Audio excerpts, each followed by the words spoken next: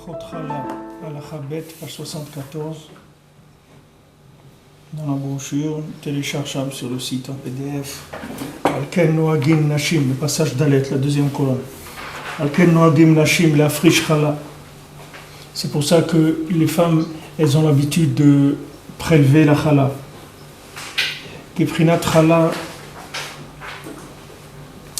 Hanitana la Kohen, Kedeletaken Alechem Sheu, Saada Deliba. Parce que la Chala, qui est donnée au Kohen pour réparer le pain, qui est la nourriture du cœur. Zeprinat Anekuda chez l'arabe, chez Meira Be'atalmid Kanal. Ça, c'est le point du Rav qui va éclairer dans l'élève.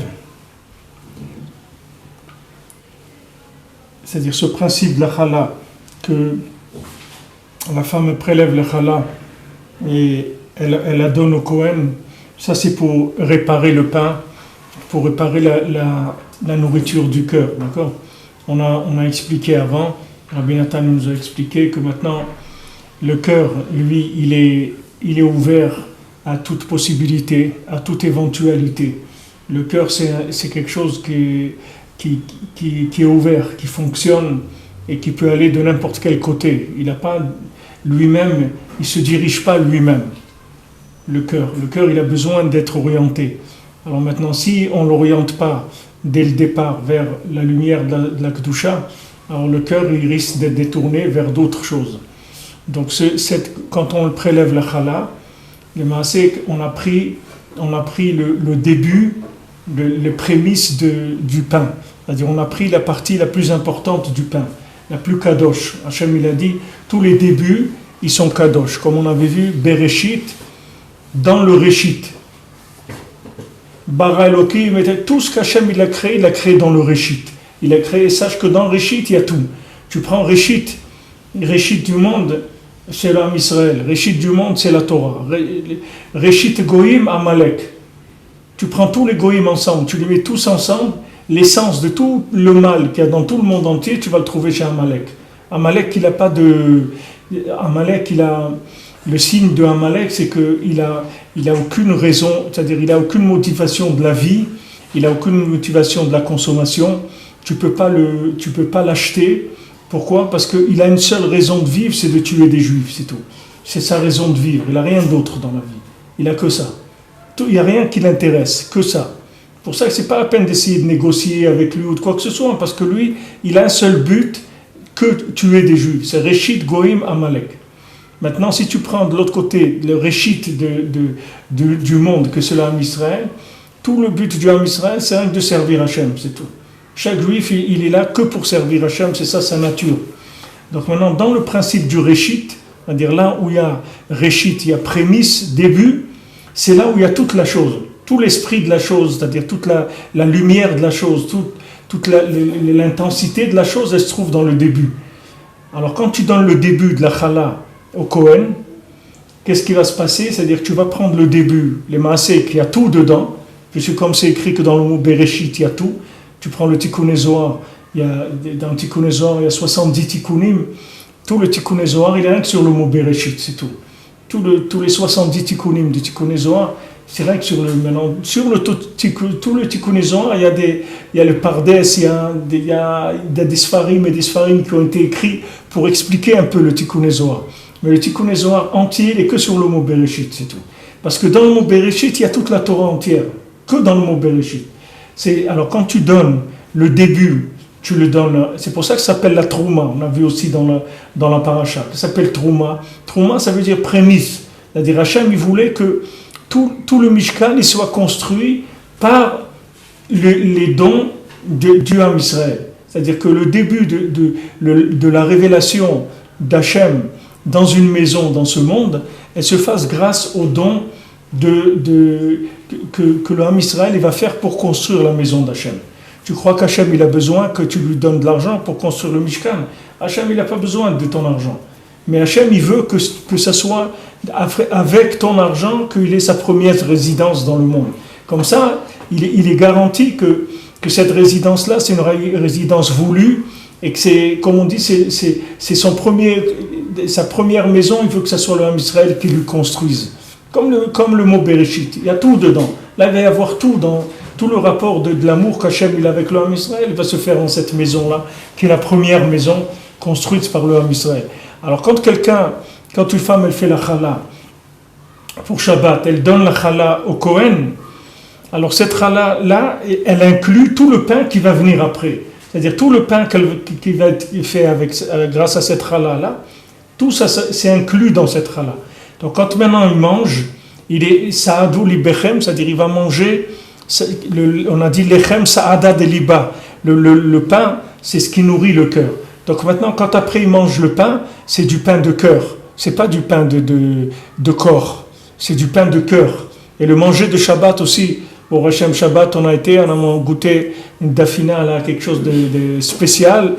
Ben, c'est quoi? C'est du cœur. C'est du cœur. Et bientôt, il y a des écrans qui sortent maintenant avec des odeurs, des parfums. C'est-à-dire qu'ils font que quand tu dis quelque chose, il y a le parfum qui sort de l'écran. Ils vont manger leurs écrans. Alors, pourquoi maintenant Rabbeinu il insiste sur la achila de Shabbat, que c'est achila de Gdusha? Parce que la nourriture de Shabbat, c'est que du cœur. Rabbeinu l'amène dans une Torah que quand on mange le Shabbat, le manger ne passe pas par le foie. Dans la semaine, le manger il passe d'abord par le foie, après il va dans le cerveau. Mais quand on mange Shabbat, ça ne va pas dans le foie d'abord. Ça va d'abord dans le cerveau et après dans le foie. Ça veut dire que maintenant, quand on mange Shabbat, toute la nourriture du Shabbat, les massas, elle nourrit notre cœur, elle nourrit notre amour d'Hachem. Quelqu'un il veut avoir l'amour d'Hachem. Comment il va faire? Alors il va manger du manger de Shabbat. Plus quelqu'un mange du manger de Shabbat, plus il a l'amour d'Hachem. Et je me rappelle un ami à moi qui était venu à la yeshiva, et il était venu à la yeshiva, et c'était son premier contact avec le judaïsme et tout. Ah, il était venu chez le Rav Besançon, Zachar Tov, il est venu chez lui. Alors il avait beaucoup de questions. Il est venu, il dit ouais, mais c'est quoi la chassidoute, c'est quoi la émouna, c'est quoi la prière? Il avait des questions sur la Torah, sur Hachem, il a eu beaucoup de questions. Alors il est venu chez le Rav Besançon, il lui a dit regarde, mange la dafina et après on parle. Quand il a mangé la dafina, il n'avait plus de questions. Pourquoi? Parce que la daf, elle lui a rempli le cœur. C'est-à-dire maintenant, lui, il avait des questions. C'est quoi ces questions-là? C'est parce que le cœur, c'était un cœur de pierre. Alors il a des questions. Les questions, c'est en hébreu caché, ça veut dire dur. Caché, ça veut dire caché-li. Quand tu dis caché-li, ça veut dire ça m'est dur. Qu'est-ce qui est dur? C'est ton cœur qui est dur. C'est quoi dur? Quelqu'un il a dit une fois Rabbeinu il devait aller faire Hitbodedut. Rabbeinu lui a dit on va aller faire Hitbodedut dans un endroit. Alors il y a quelqu'un lui a dit mais c'est loin. Rabbeinu lui a dit c'est loin de quoi? C'est loin du cerveau, c'est loin du cœur. C'est loin de quoi? Que ça veut dire loin? Il n'y a pas de loin. Quelqu'un il va au Man, il dit c'est loin. C'est loin de quoi? Tu vas chez ton rab, tu vas chez le tzaddik de la génération, c'est loin. Qu'est-ce qui est loin? C'est pas loin du tout, Birla. Il n'y a pas de distance. La distance, c'est une distance de cœur. C'est pas une distance des kilomètres. Les kilomètres, ils sont lourds, ils sont longs quand il n'y a pas de cœur. Quand quelqu'un il voyage pour quelque chose qu'il n'aime pas, alors c'est sûr que le voyage, il est très très long. Il y a beaucoup le temps il passe très lentement, etc. Pourquoi? Parce qu'il n'y a pas de cœur. Mais quand il y a du cœur, il n'y a pas de temps, il n'y a pas d'espace, il n'y a rien du tout. Toutes ces notions-là, elles sont réduites. Alors il lui avait donné comme ça à manger de la daf, il a mangé la daf, ça y est, il n'avait plus de questions.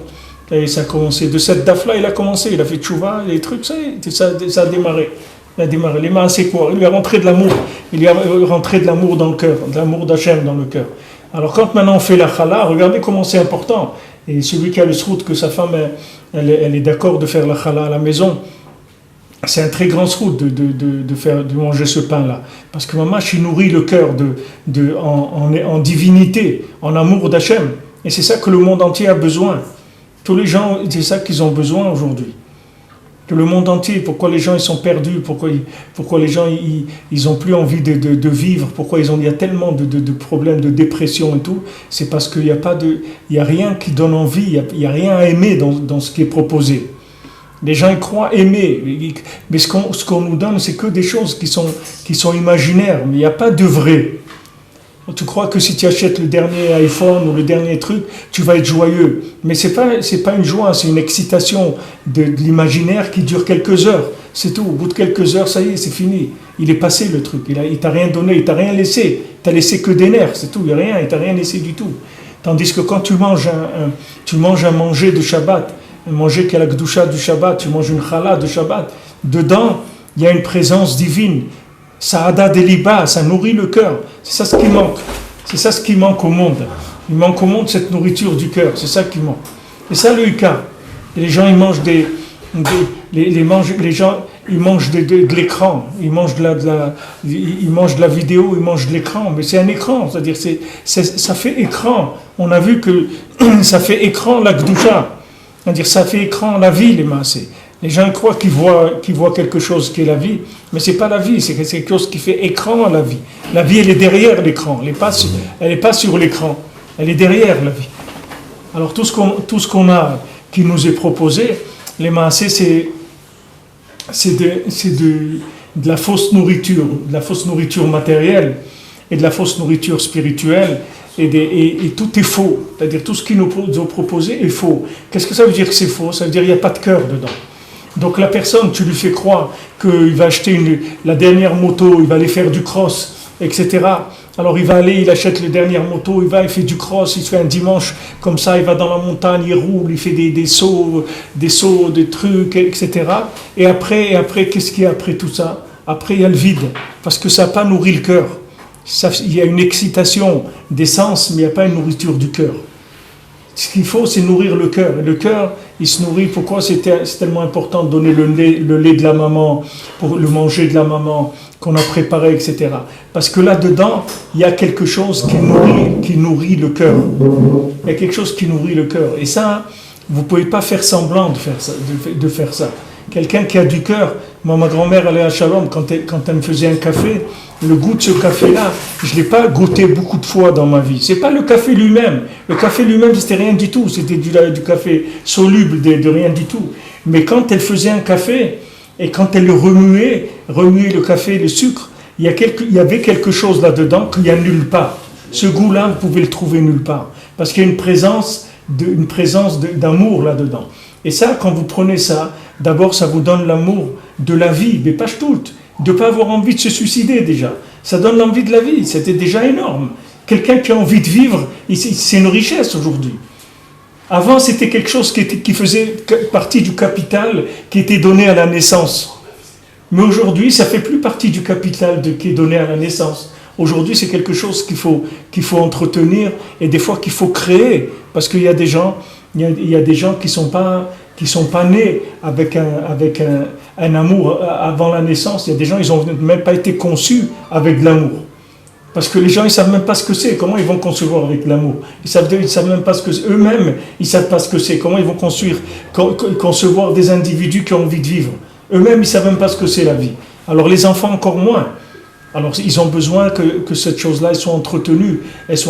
Ça, c'est des choses qui sont simples. C'est des choses, ce dont il parle ici, à réaliser, c'est très simple. Vous voyez qu'il n'y a pas besoin, comme on dit, l'obashamaimhi, elle n'est pas dans le ciel, la Torah. Elle est là, elle est simple. Ce sont des choses très très simples. Mais c'est des choses qui sont chargées en énergie, qui sont extrêmement puissantes. C'est-à-dire que quelqu'un, une maman, elle va faire un pain à la maison, elle va prélever la challah. Ce pain-là, simple, même si elle ne sait pas très bien faire, même si ce n'est pas un joli pain comme si tu vas l'acheter dans une boulangerie, mais c'est un pain où il y a du cœur. L'autre, il est très beau, il a gonflé, il y a beaucoup d'air dedans, mais il n'y a pas de cœur dedans. Alors quand tu manges, ton cœur, il ne s'est pas nourri. Alors ton cœur, il cherche de l'amour, parce qu'il a besoin, il ne peut vivre qu'avec ça. Donc il va chercher là, il croit que là il va en trouver, il croit que dans l'argent il va en trouver, il croit que là il va en trouver, il n'y en a nulle part. L'amour, il n'y a que chez Hachem, c'est tout, il n'y a pas ailleurs. Ça n'existe pas ailleurs. C'est que l'endroit de l'amour, il est dans Bereshit, c'est tout. Dans le Réchit, c'est là-bas où il y a tout. Dans les prémices de chaque chose, c'est là-bas où il y a l'amour. Quelqu'un il donne le maaser de son argent, il croit qu'il a donné quelque chose, il n'a rien donné. Il a mis du cœur dans les 90% qui lui restent. Sinon, les 90% qui lui restent, il n'y a pas de cœur dedans. C'est des poubelles, c'est de l'argent qui donne envie d'acheter des poubelles. Si quelqu'un il n'a pas sanctifié son argent, c'est tout comme ça. Le réchit, c'est pour rendre tout le reste, pour le rendre palpable au point de vue cœur. C'est-à-dire qu'il y a de l'amour dans tout. Et quand quelqu'un il donne le maaser, dans tout ce qu'il achète, il y a de l'amour. Dans tout ce qu'il a un vêtement, de la nourriture, un véhicule, n'importe quoi qu'il achète, il y a de l'amour dedans. Parce que cet argent-là, il a pris 10% qui étaient les prémices de son argent et que les 90% ils sont inclus dedans. Donc automatiquement quand il a donné ces 10%, les 90% ils ont reçu du cœur. Donc maintenant c'est de l'argent avec du cœur, c'est de l'argent qui a une valeur extraordinaire. C'est pas de l'argent stam, c'est de l'argent avec du cœur et ça produit du cœur. Mais aujourd'hui comme tout le système il est basé sur des choses qui sont factices, des choses qui sont pas vraies. Donc on s'étonne que les gens, ils ont pas envie de vivre. Ils sont pas intéressés, il n'y a pas d'enthousiasme pour des choses. Il y a des gens, ils sont enthousiasmés de rien du tout. Il y a des gens qui tu leur proposes n'importe quoi, ça les intéresse pas. Tu lui dis, allez, voilà mon fils, je vais te payer maintenant, tu vas aller faire un voyage, le tour du monde et tout. Il te dit, ça l'intéresse pas, il n'a pas envie. Mais avant quelqu'un, tu lui proposais un voyage quelque part, découvrir du monde. Mais il veut rien découvrir. Il cherche rien à découvrir. Il veut se découvrir lui-même. Il veut découvrir qu'il existe, c'est tout. Et ça, il n'y a personne qui lui a proposé pour l'instant. Il n'y a personne qui lui a donné à goûter un petit peu de cœur, un petit peu d'amour dans le monde. Parce que tout ce qu'il mange, c'est du factice, c'est pas vrai. Il mange du pas vrai, il achète du pas vrai, son argent, il est pas vrai. Tout, il n'y a rien qui est vrai. Vrai, ça veut dire qu'il y a de l'amour d'Hachem, c'est ça vrai. Sinon, c'est pas vrai. Et après, la personne, elle dit, je suis navré. Je suis navré, mais de vous quitter comme ça, mais je pouvais plus. C'est tout. Tu veux vivre quoi? Que tu pouvais plus. Le vide, il ne peut plus supporter le vide. Il peut supporter le sentiment de non-existence. Il ne peut plus supporter ça. Et mettre dans toute la littérature de Rabbeinu, moi personnellement, ce qui me sensibilise le plus, c'est les lettres qu'il a écrites.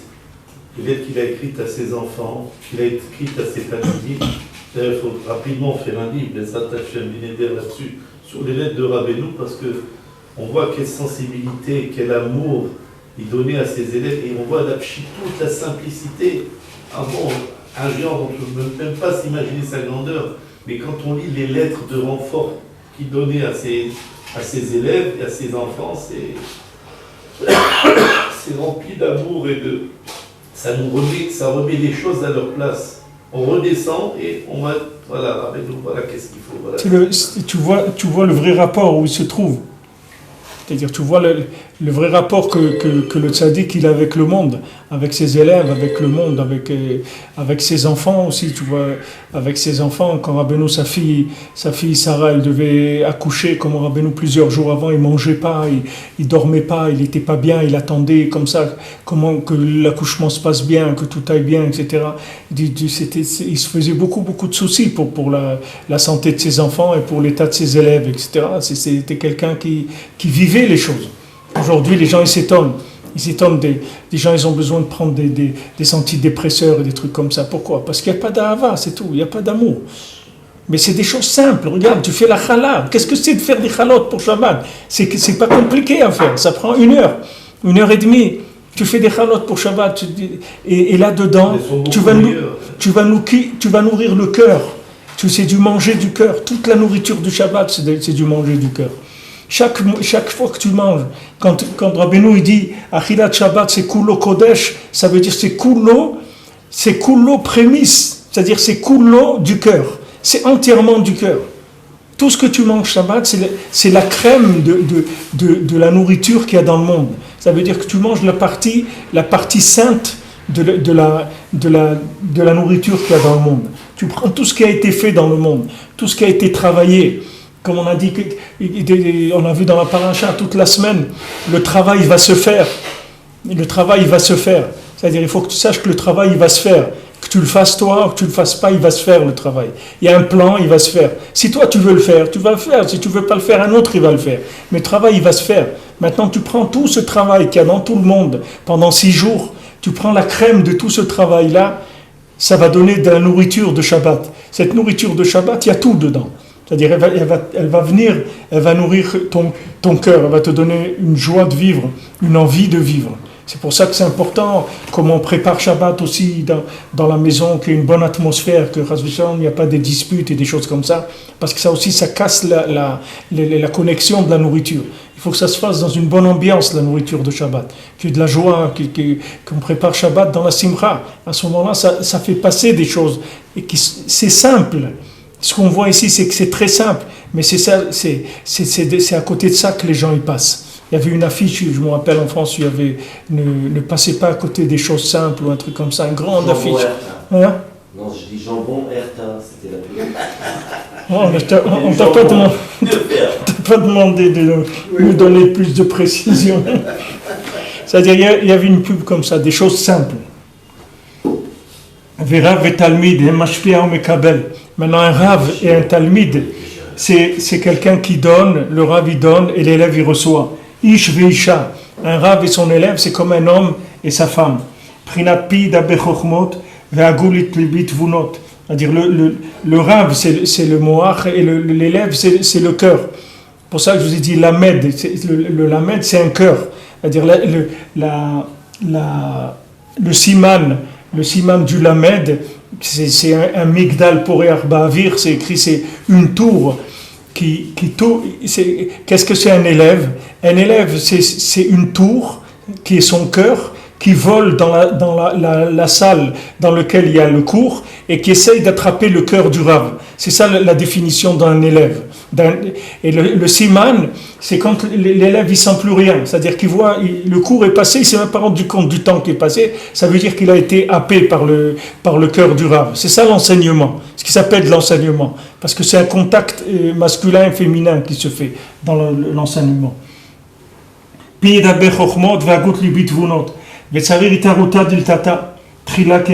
besoin d'un éveil d'en bas au début, comme c'est connu. Comme je vous ai dit tout à l'heure, Hachem il voulait qu'on paye de notre poche le Mishkan. Parce qu'Hachem il voulait une participation d'en bas pour qu'on fasse sa maison. Que sa maison, ça soit une maison qui soit voulue par en bas. Comme quelqu'un quand il se marie, il paye la bague pour sa femme, c'est lui qui l'achète, c'est lui donne de l'argent et il est mekadesh ota avec cet argent-là. Parce qu'il faut itaruta diltata, c'est-à-dire qu'il faut qu'il la veuille et il faut qu'il vienne la chercher. Et ça, il va l'acheter avec son argent à lui. C'est-à-dire il va lui donner la bague, l'argent de la ktuba, etc.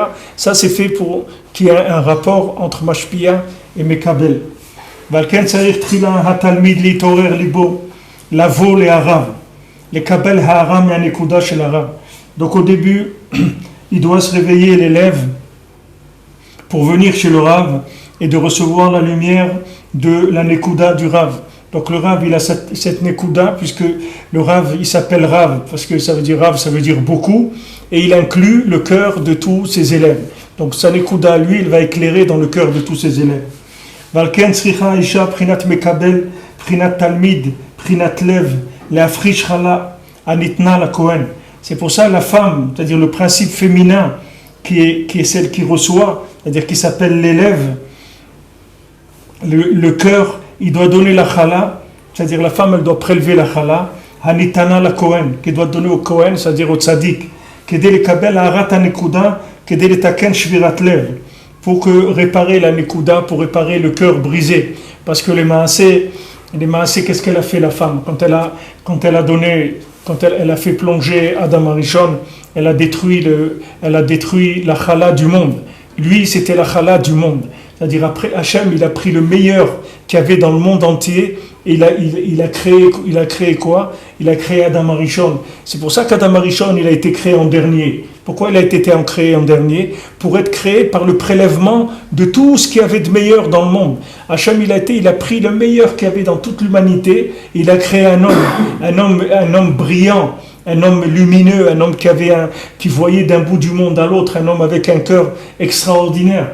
Maintenant, elle a fait tomber, c'est-à-dire elle a fait l'intermédiaire par rapport avec le serpent. Donc maintenant aussi, c'est ça que, comme on a vu tout à l'heure dans la halakha, c'est pour ça qu'elle a une obligation, elle, d'allumer les nérodes du Shabbat, bien que son mari aussi ait l'obligation, mais on lui laisse à elle parce qu'elle a une réparation à faire que lui, il n'a pas à faire. Voilà ce qu'il dit ici Rabbi Nathan. Vous voyez, on a vu tout à l'heure dans la halakha, Rabbi Nathan il est là, on est au rendez-vous dans les Sfarim. Comment c'est elle qui a abîmé la chala du monde. Donc on voit c'est elle qui a abîmé, c'est-à-dire la chose la plus splendide, la plus belle qu'il y avait au monde, ça a été abîmé. Que grâce aux fautes de l'arbre de la connaissance du bien et du mal, qui était par son intermédiaire elle, parce que par le fait qu'il y a eu qu'il a mangé l'arbre de la connaissance du bien et du mal, il a recommencé Pachout, ça a été la shvira des kelim qui a recommencé, la destruction, l'explosion des récipients. Qu'est-ce que c'est l'explosion? La base de l'explosion des récipients, c'était quoi? C'est que Hachem il a créé d'un monde dans lequel il voulait être présent pour que l'homme il puisse chercher Hachem.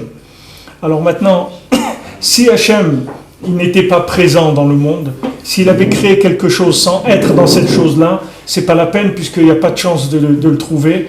Donc c'est pas la peine de créer le monde s'il n'est pas présent, s'il n'y a pas de chance de le trouver. Si maintenant il était présent dans le monde il explose. C'est-à-dire qu'il y a trop de lumière d'Hachem, donc le monde explosait. Donc Hachem il a créé le monde une fois, deux fois, trois fois, 7 fois, jusqu'à qu'après il est resté une trace de l'infini dans le fini. Quand il est resté une trace de l'infini dans le fini, l'histoire elle a pu commencer. Mais c'est que le début de l'histoire. Après, il va y avoir des cassures et des cassures et des cassures à chaque fois. Mais déjà, on peut commencer l'histoire. Le train, il peut démarrer déjà. Après, il va y avoir des crevaisons, des pannes, des trucs, tout ce que tu veux. Mais au moins, on est lancé. L'affaire, elle est déjà lancée. Nous, on est la 7e ou la 8e? Je ne sais pas. Je pense qu'on est la 7e, mais je ne suis pas sûr. Quand maintenant, Hachem, il a dit à Adam Arishon, tu manges pas ça. Tu ne manges pas de l'arbre de la connaissance du bien et du mal. Pourquoi Hachem lui a dit de ne pas manger? C'est pas Hachem, il voulait pas qu'il lui faire des problèmes, il voulait pas lui éviter un plaisir ou le priver de quoi que ce soit, puisque Adam Arishon c'était la plus belle créature qu'il y avait dans le monde, c'est-à-dire la chose la plus sophistiquée, la plus extraordinaire qui est dans le monde. Donc Hachem il voulait tout lui donner, il lui a dit tout a été créé pour toi, tout a été créé pour toi. Donc maintenant, ça ne le touche pas pour l'instant. Pourquoi? Parce qu'Hachem, il voulait qu'il rentre d'abord dans Shabbat. Il serait rentré dans Shabbat, il serait rentré dans le cœur du monde.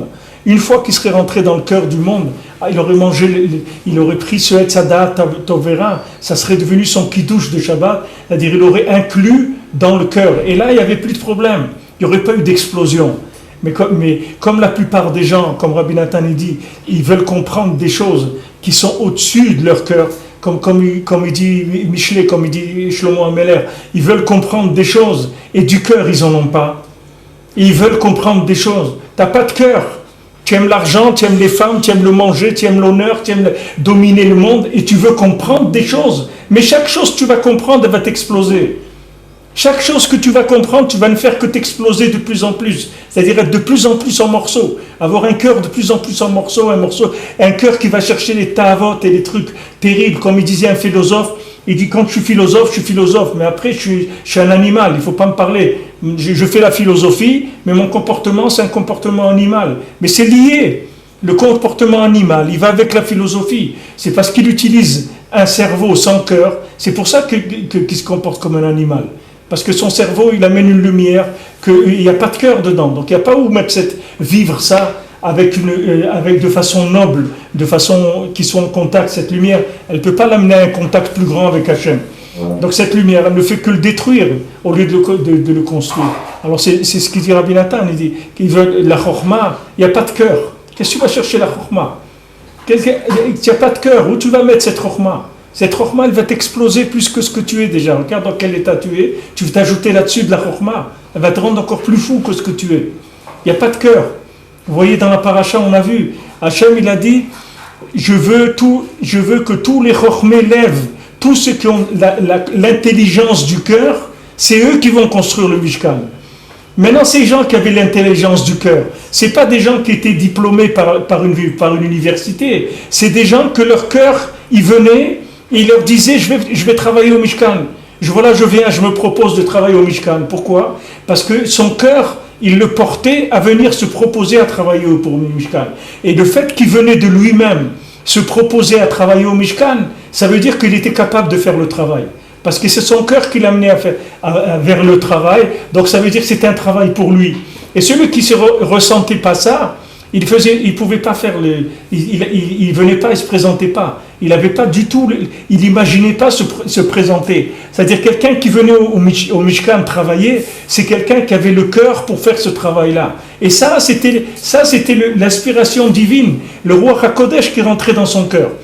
C'est-à-dire que ce qu'on est en train de parler ici de la Nekuda, c'est ce roi HaKodesh, c'est-à-dire ce souffle divin, il venait dans son cœur, et après son cœur, il le portait à faire ce travail. C'est ça qui s'appelle un homme de métier. Quand tu dis un homme de métier, c'est quelqu'un qui a le cœur de ce métier-là. Le cœur à l'ouvrage. Le cœur à l'ouvrage, par exemple. C'est-à-dire qu'il vient, il aime son métier, il va rentrer, il va t'arranger les trucs. S'il fait des plombiers, électriciens, n'importe quoi, c'est un homme de métier. C'est pas quelqu'un qui a appris dans des cours où on apprend stam à manipuler des choses. C'est quelqu'un, il a le cœur dedans. Donc quand il a le cœur dedans, il vient, il va faire le travail, il va bien faire le travail, et il va découvrir des choses même que toi tu savais pas, même que lui savait pas. Ça va avancer parce qu'il y a un souffle divin dans la chose. Il y a du cœur. C'est ça le travail du Mishkan. Quelqu'un qui n'avait pas de cœur, il ne travaillait pas au Mishkan. Une fois, quand à Ouman, il y avait Rav Shimshon Barsky, qui était le Neched, le petit-fils, un descendant de Rabbeinu. Alors lui, c'est lui qui a envoyé Rav Levi Yitzhak la première fois faire Shaliach Tzibour, c'est-à-dire faire la tfila de Rosh Hashanah à Ouman. Alors il a averti, il lui a dit, voilà, c'est toi qui vas faire Shaliach Tzibour à Rosh Hashanah. Alors il a demandé à quelqu'un qui est-ce qui peut lui apprendre le nusach de la tfila. Il a dit comment apprendre à faire les chants de la tfila, comment faire, etc. Alors ce Breslever, il lui a dit le nusach de la tfila, on l'apprend sur le tziyun de Rabbeinu. Tu vas prier sur le tziyun de Rabbeinu, c'est comme ça que tu vas apprendre. Ça veut dire, si tu es l'homme de la situation, tu vas savoir faire le nusach. Et si tu ne sais pas le faire, ça veut dire que ce n'est pas toi qui dois faire ça, c'est tout. C'est pas compliqué. Parce que si maintenant le souffle divin ne rentre pas en toi pour faire ça, ça veut dire que ce n'est pas toi qui dois le faire. Et il dit, quand il a commencé cette tfila de Rosh Hashanah, et à un moment quand le Shaliach Tzibour, il fait un meler, c'est-à-dire dans la tfila de Rosh Hashanah, on fait un meler, il fait Barechou, juste avant de faire Barechou. Alors le Shaliach Tzibour, il quitte l'endroit où il est là où il fait sa tfila, et il vient à la bima, là où il y a le Sefer Torah, c'est là-bas qu'il fait un meler. Il se met là-bas pour faire. Et Rav Levi Yitzhak, il dit que quand il a marché de l'endroit où il était à la bima, il n'a pas touché le sol, Birlal. Il dit qu'il était complètement en l'air. Il ne touchait pas le sol. Parce que c'était des moments qui sont très très puissants. C'est-à-dire il y a un roi HaKodesh très fort qui rentre dans la personne. Alors chez nous, c'est comme ça qu'on voit la chose. C'est-à-dire il n'y a pas d'autre. C'est-à-dire l'homme du métier, c'est lui qui va faire le métier. Il va faire le travail parce qu'il est l'homme du travail, c'est tout. C'est-à-dire dans son cœur, il a ce métier-là. C'est pour ça qu'il le fait. Mais c'est pas un métier qu'il va apprendre stam comme ça. Alors maintenant que tu vas voir un groupe qui va faire les conseillers en orientation, par exemple dans les écoles, les trucs comme ça, c'est des gens, ils ne savent pas du tout que c'est ça qu'il faut aller voir dans les personnes. D'abord, dans une école, on ne présente pas tout ce qu'il peut y avoir à faire, c'est-à-dire on présente des choses qui sont très générales, et souvent le cœur, il n'arrive pas à se brancher parce que c'est de la généralité. Il faudrait aller vers des ateliers, des choses beaucoup plus concrètes, pour que la personne, elle sente un peu plus qu'est-ce qu'elle veut faire. Alors il y a des conseillers en orientation qui viennent et qui font n'importe quoi, et après les gens ils se trouvent qu'ils ont perdu des années de leur vie, ou même s'ils ont réussi dans leur métier, mais c'est pas eux, ils collent pas avec leur métier. Donc après tu t'étonnes qu'un chirurgien il a oublié des pinces dans le ventre de la personne, ou qu'il a vendu ça, ou qu'il a fait ça, ou ils voient des trucs qui ont été faits des erreurs professionnelles très graves. Mais c'est normal parce que c'est pas son métier. C'est pas qu'il connaît pas son métier, c'est parce que c'est pas l'homme du métier. L'homme et le métier, il colle pas, parce qu'il s'est orienté vers quelque chose pour des raisons qui n'étaient pas les raisons. Soit parce que ça gagnait bien, ou soit parce que ses parents ils voulaient, ou soit parce que n'importe quoi. Mais c'était pas ça son métier à lui.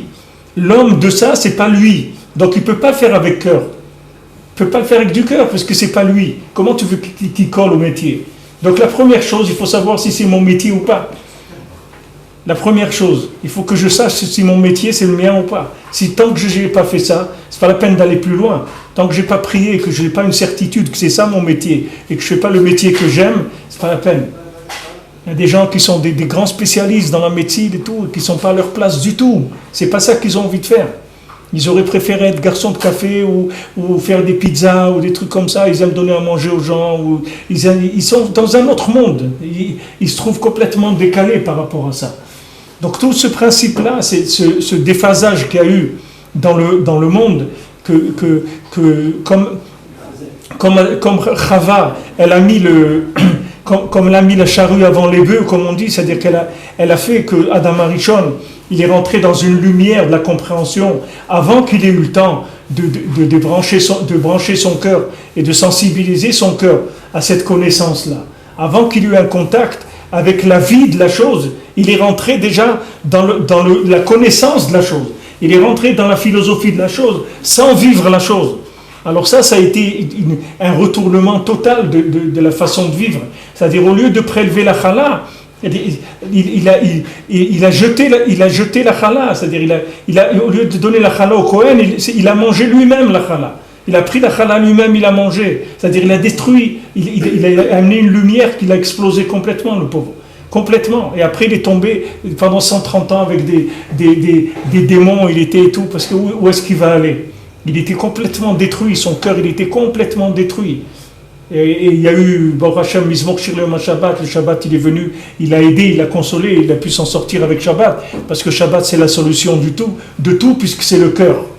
C'est le cœur du monde, c'est le Shabbat, ça résout tous les problèmes, le Shabbat.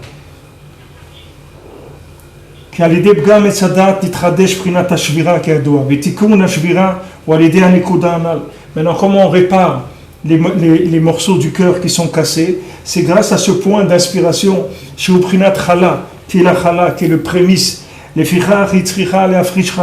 C'est pour ça que la femme, elle doit prélever la Chala. Pourquoi? Elle doit aller dans le point d'alimentation du cœur, de manière à réparer le cœur qui a été brisé. C'est pour ça que la chala, ça amène la bracha. La bracha, ça veut dire quoi? Faire descendre la lumière d'Hachem dans la matière.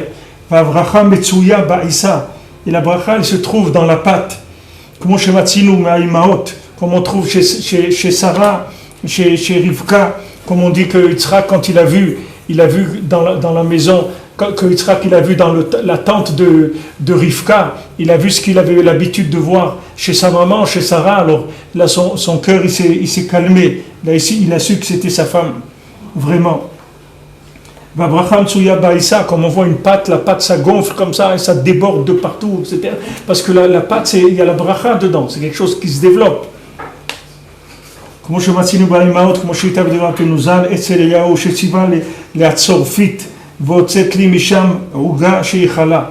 on voit Eliyahu qui a dit à la tzorfit, il a dit à la tzorfit, tu vas me faire sortir le gâteau de la main qui est la chala. La chala, tu vas faire sortir de là, c'est-à-dire que tu vas faire sortir la chala, c'est-à-dire que tu vas faire sortir le meilleur qu'il y a. Et ça amène la bracha dans la farine et dans l'huile. Parce que quand on arrive à annuler les hontes et les cassures, c'est-à-dire quand on n'a plus un cœur qui aime des choses honteuses, à l'aider à chala, grâce à la chala qui est la nekuda, à ce moment-là, toutes les malédictions, elles sont annulées. Toutes ces malédictions qui viennent de la cassure. C'est-à-dire la malédiction, c'est quand maintenant, c'est des morceaux de récipients dans lesquels on ne peut pas faire descendre Hachem.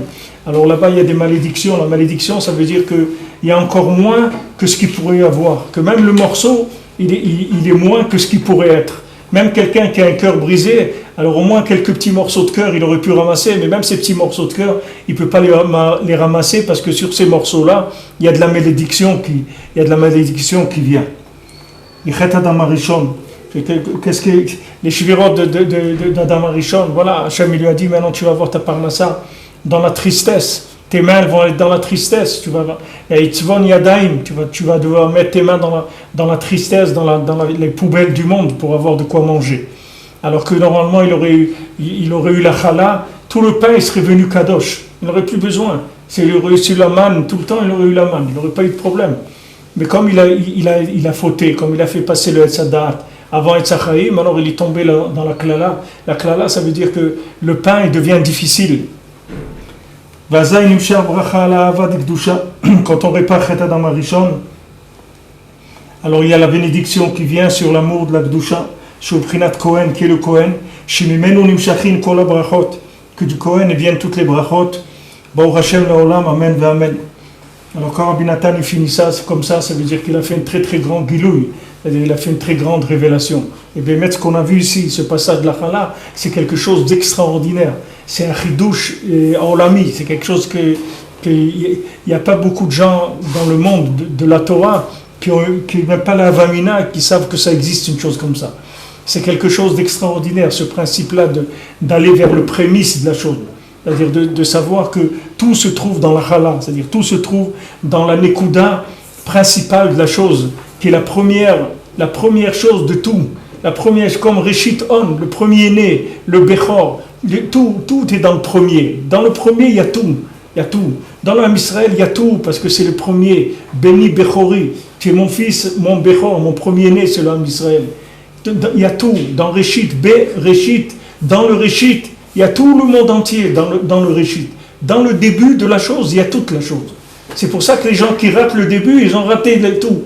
C'est-à-dire, il ne faut pas rater le début. Il faut s'arranger que le début ne soit pas raté. Sinon, il faut refaire un autre début. Mais il faut toujours arranger le début. Parce que le début, il y a tout dedans. Après, c'est que du développement. Si le début, il est bien, il est kadosh, il y a la bracha dans tout. Tout ce que tu fais, il y a la bracha. Ça ne fait que grandir, la bracha. La pâte, elle fait que gonfler, il y en a de plus en plus, etc. Mais s'il n'y a pas eu la chala, tout le pain, il est maudit. C'est du pain maudit, c'est du pain quand les gens ils le mangent, ils bouchent le cœur. Alors que normalement, il est Saada Deliba. Le pain, c'est Saada Deliba. Ça rassasie le cœur. C'est fait pour rassasier le cœur. Et là, c'est du pain qui détruit le cœur, qui rassasie l'animal. C'est-à-dire que le bonhomme, il mange, il devient un animal.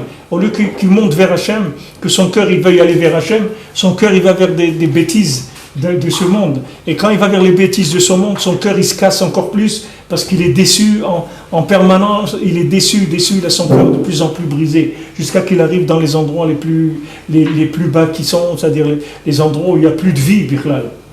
Les endroits où il n'y a plus de vie, il n'y a plus d'envie de vivre. Des jeunes que vous trouvez, ils n'ont même pas commencé la vie, ils ont 14 ans, 15 ans, et déjà ils n'ont plus envie de vivre. Quelle société elle va produire des gens comme ça? Où elle va, la société? Des gens comme ça, comment tu vas arriver? Qu'est-ce que ça va être les autres générations? Avec des gens qui n'ont pas envie de vivre. On ne peut pas construire avec des gens qui n'ont pas envie de vivre. Il faut aller dans la chala du monde. La chala du monde, c'est le tzaddik, c'est la chala du monde. Quand quelqu'un il va chez le tzaddik, il va vers le prémisse de l'humanité. C'est le prémisse de l'humanité. Le tzaddik, c'est le moufrar du monde. Tant qu'il n'y avait pas Avraham Avinu dans le monde, Hachem, il était chaque instant, le monde, il était en train il était en doute. Est-ce qu'il va ramener le monde vers le Tohu ou bien il le laisse? Il n'y avait aucune raison que le monde il commence il ait le droit à l'existence. C'est que quand Avraham Avinu est venu, c'est là où le monde il s'est installé. Il a eu le droit à l'existence. Mais avant qu'Avraham Avinu il vienne, il n'y a aucune personne qui représentait du tout un rapport avec le début. Rien. Avraham Avinu il est venu, c'est lui le premier homme qu'il y a eu sur terre. C'est pas tous les autres qu'il y avait avant, il n'y avait aucun qui correspondait au plan. Le premier qui a correspondu, qui était la chala du monde, c'est Avraham Avinu. La chala du monde après Adam Arishon. Adam Arishon, il a été détruit. Et tous ceux qui sont venus après lui aussi, ils ont été détruits. C'est pour ça qu'un tzaddik comme Rabbi Nachman, il a quitté Adam Arishon avant qu'Adam Arishon il faute. Rabbi Nachman, il l'a quitté. Parce que s'il n'avait pas quitté, jamais il pourrait nous réparer aujourd'hui. S'il était dans la combine d'Adam Arishon, jamais il aurait pu retrouver des solutions pour des gens comme nous. c'est parce que le fait qu'il n'a pas goûté à ça du tout, alors il a une puissance du cœur, il a la chokhma du cœur. Il sent aucune présence d'aucune philosophie du tout. Il n'y a pas le moindre brin de philosophie dans la Torah de Rabbi Nachman. Rien, même pas une odeur de philosophie, rien du tout. C'est avec ça qu'il peut réparer le monde. Parce que toute la Torah qui t'enseigne, c'est que de la Torah, de la chokhma qui vient du cœur. Et les gens, ils veulent pas croire ça, que la chokhma qui vient du cœur, elle est 1000 fois plus grande que la philosophie. Les gens, ils veulent pas comprendre ça. Les gens, ils croient que l'esprit, c'est plus grand que le cœur. Tous les gens, tu leur dis ça, ils peuvent pas. Ils disent, mais attends, le cœur, c'est quoi? C'est rien, c'est des sensations, de la sensibilité, du feeling, des trucs, c'est rien du tout. Mais c'est pas du tout ça, le cœur. Le cœur, c'est la machine à développer la chokhma. La chokhma te lève. La chokhma te lève, elle n'a pas de fin, elle n'est jamais limitée. Shlomo HaMelech, il avait chokhma te lève, elle n'a pas de limite. Je vous ai dit, Shlomo HaMelech, il avait des milliards de mashalim, des milliards. Il a écrit des livres dans lesquels il y avait des milliards d'exemples. Et l'exemple, le principe de l'exemple, il dit là-bas, Shlomo HaMelech, le principe de l'exemple, c'est la chokhma du lève. C'est ça l'exemple. Quand tu donnes un exemple à quelqu'un, et que cet exemple il est précis, c'est ça qui fait rentrer la chokhma dans le cœur. L'exemple, c'est le principe de la chokhma du cœur. C'est pour ça que le Sipurim Maziot, c'est des exemples. C'est que les contes. Les contes, c'est des exemples. Ça parle que d'exemples de choses. Parce que cet exemple-là, il rentre dans ton cœur. Même si tu ne comprends pas bien dans la chokhma, tu ne sais pas ce que c'est Alpi Kabbalah, qu'est-ce que c'est la princesse, qu'est-ce que c'est les six garçons, qu'est-ce que c'est ça, qu'est-ce que c'est le désert, qu'est-ce que c'est les géants, tout ça tu ne sais pas Alpi chokhma, qu'est-ce que ça veut dire. Mais le fait que maintenant, Rabbeinu il a été malbiche dans des sipurim, ça fait que ça rentre directement dans le cœur. C'est ça la chokhma du cœur. La chokhma du cœur, c'est Ruach HaKodesh, c'est la chokhma du cœur. C'est le souffle divin qui rentre dans le cœur, et avec ça tu vas tout comprendre, tout ce qu'il y a à comprendre. Il n'y a rien qui va s'arrêter devant toi. Tu pourras tout comprendre. Tandis que les philosophes, c'est des gens qui sont limités d'abord dans la chokhma, parce que c'est une chokhma qui est de l'intellect. Et comme ils n'ont pas de cœur, c'est quelque chose qui pourrit. C'est comme quelque chose qui n'a pas de... Tu ne peux pas le mettre au frigidaire. Ça va pourrir. C'est quelque chose qui amène que de la putréfaction dans le monde. Parce que c'est quelque chose qui...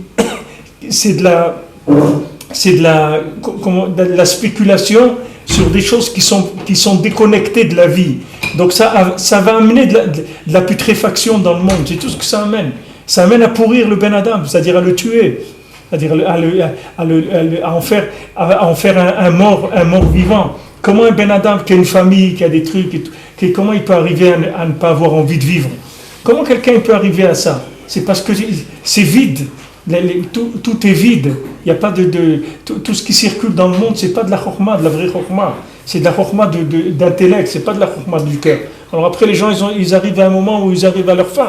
Ils n'arrivent pas à aller plus loin.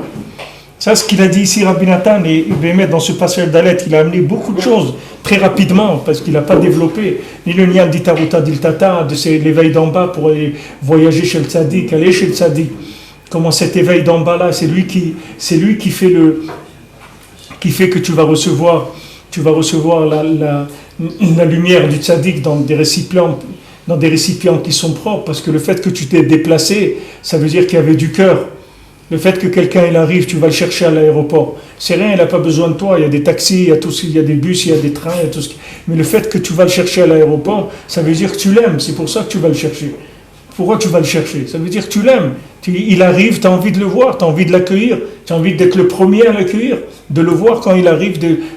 D'où ça vient ça? Ça vient du cœur. Maintenant, s'il a pris sa valise, il a pris son bus, etc., il arrive à la maison. Non, il est arrivé par...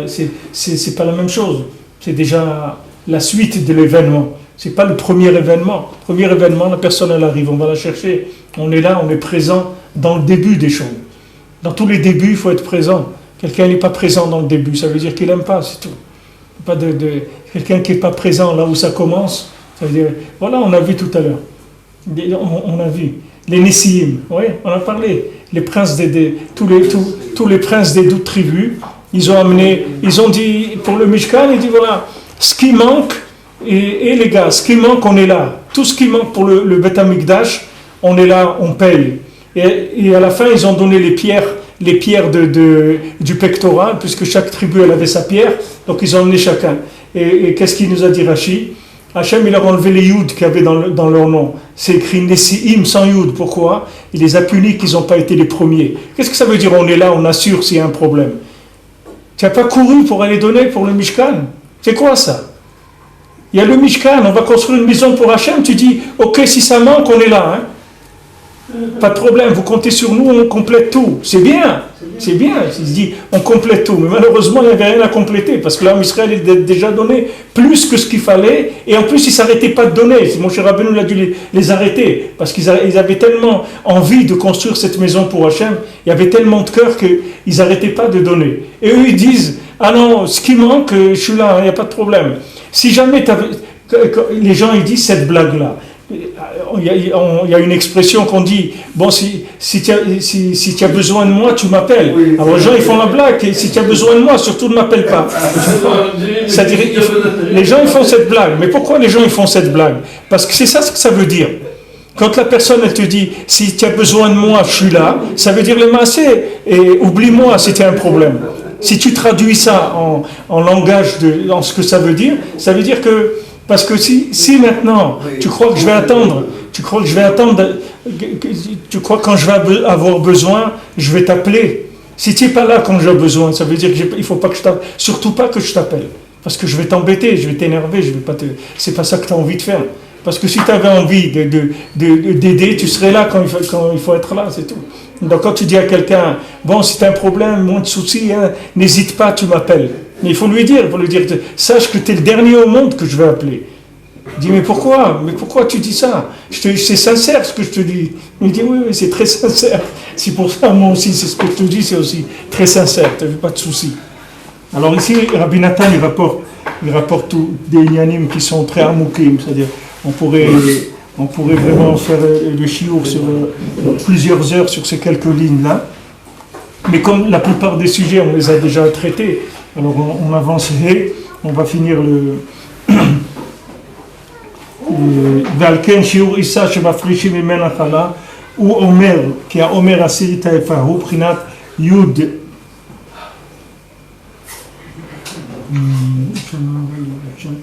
Il faut que je vois si j'ai l'impression qu'il y a. Ah oui, dans le mien, non. Vous avez vu la page 75 dans vos brochures? Non. Sa page à 77 directement. Oui, bon, alors on verra demain.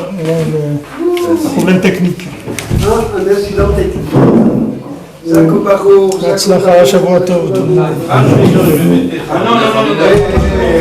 Allez-nous les Shabbat. Allez-nous les Shabbat. C'est où ça?